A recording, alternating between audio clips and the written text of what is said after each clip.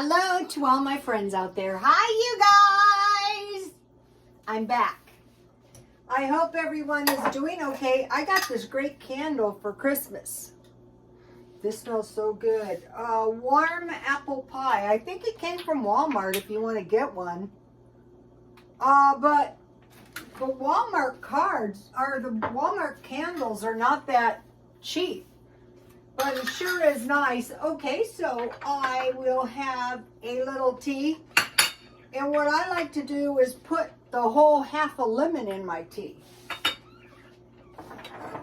That's going to give me some good vitamin C so I don't get scurvy. I'm wondering how many of these diseases are really just the old diseases. So out here I can get good lemons at Trader Joe's. This is lemon tea, green tea. This video is old-fashioned beef stew and applesauce cake. Okay, I have been making beef stew all of my life. I used to make it a lot, not on YouTube, but really I should have because it's so easy to make. And here it is. Ugh. Uh-oh. Rats. Oh no. Okay. I am making progress because I did not curse. Okay, what I did was I dusted some stew meat with flour, and then I browned it in a little oil, and I put some sliced onions in there. I put some garlic, and I put some potatoes, some water. No, beef. It was vegetable, 4 cups. I added little by little vegetable, but it could be water. Vegetable bouillon, and then some potatoes, and then some canned peas. So what we have is a big fat mess, but that is okay. So, I bought this beef. See, look. This is cheaper, actually, if you buy your beef on sale. This is actually cheaper than canned soup, even the little packages. Here it is. Okay, so that's the beef stew. And so, this is really good, and it's good leftover, and, you know, it's not expensive at all. It's hot. I used to burn myself. Now, lately, it's been spilling.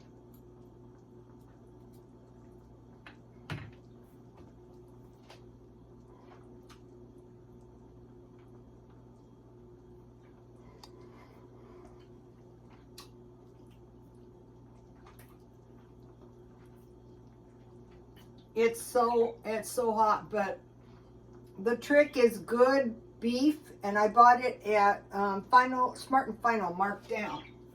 Then I made a tasty applesauce cake. I ate a little piece. Okay, so now I got this recipe out of my 100-year-old cookbook. Let me give it to you. Get this recipe.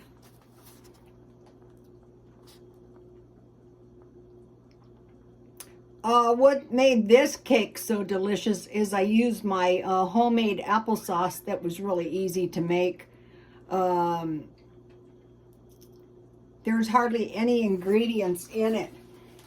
So in the day, they didn't run down to the grocery store. There was no Walmart back in the olden days. So also I had used I had made some jars with raisins and nuts, so I just took my raisins out of there. But dry, ooh, this cake is good. The trick is don't overbake your cake. You know, don't cook it to the point where it gets tough. So I like to cut it in 4 pieces. And then, you know, I eat a lot. Here it is, the old-fashioned stuff.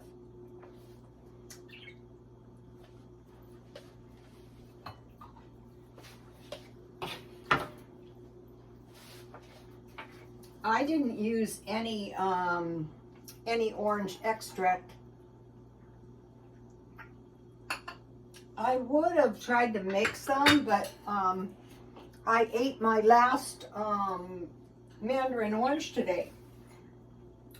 So now I want some of my homemade pickles to go with this. So once we start doing some of this stuff, this is like, you can make some cucumber salad, really good cucumber salad. And another thing is, these vinegar foods protect you from all kinds of disease. You know, in a minute, I'm going to go through, my phone fed me Roman soldier diet. You know how the AI knows everything? But I like to make cucumber salad with sour cream and dill with salt and pepper. And so these canned cucumbers would be perfect. Or, you know, you could just eat a little plate full of them like I do. Doing some of this stuff is really going to stretch your budget. Them. I bought this good bread at Ralph. It was about $2 for 6 of them. And it's some kind of wheat bread. So I want to make myself a little tray here. I could put dumplings on my beef stew. I bought beef stew mix and Salisbury steak and all these mixes, but you really don't need them. Okay, here is my homemade butter that I made out of heavy cream. I was planning on going to Trader Joe's to get a few provisions, but I got sidetracked. And really, I wanted to shop at the, so here is my bread with the homemade butter. And here is my strawberry jam that I made that you can make as well. So last week I bought the box of strawberries, so I have plenty of strawberry stuff left for this week.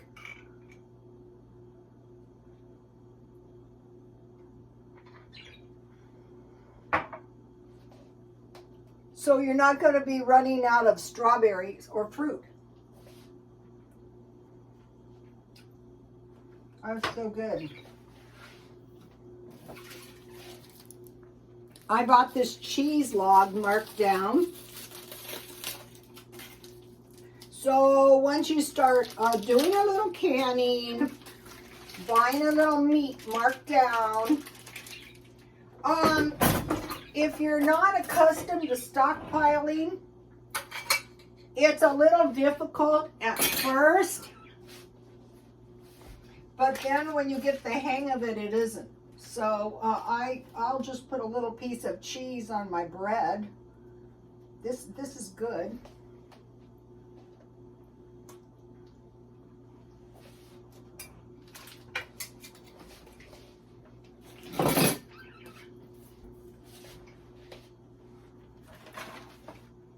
So, this is how the stockpiling really saves you.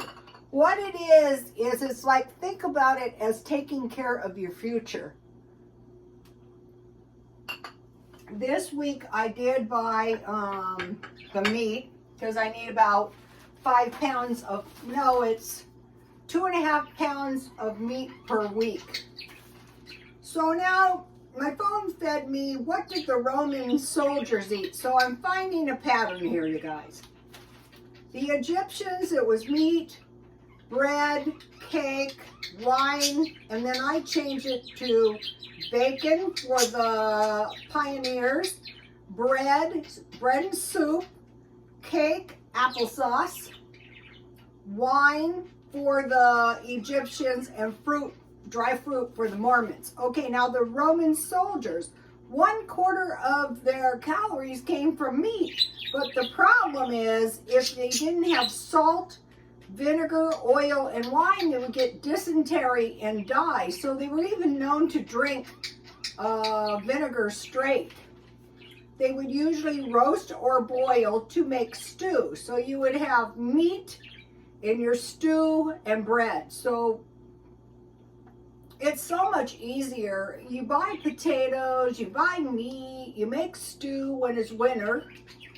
They also have sausages, most likely pork. So I buy sausages all the time marked down, but you don't really think about ancient people surviving on sausages, because sausages were cured and sausages would last a while. By this time they had cheese. They had goat cheese. And sometimes even in the army they had their own cows. Now another thing they would eat would be porridge, which they call wet bread. So think about oatmeal. So they have wheat, and then if they didn't have wheat, they put barley and millet in their bread. So millet, barley, farro, and spelt could be toasted and then added with water, and it was very nutritious, like oatmeal. Okay, so they had vegetables, which generally were eaten cooked, probably in the stew.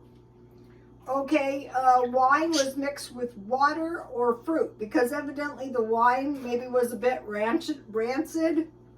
So then comes back in vinegar to make sure you didn't get dysentery, because that would really kill you. So now, okay, so now I wanted to show you, so my stew was nothing but cheap because I got the marked, remember these are $3.29 for 2. Now these taste really good, but you only get 8 ounces. For 8 ounces, it was, let's see, $1.65 for this little thing. But this is storable, but so is that really if you freeze the meat. So I bought 1 1/3 pounds of beef meat, and that's half of it.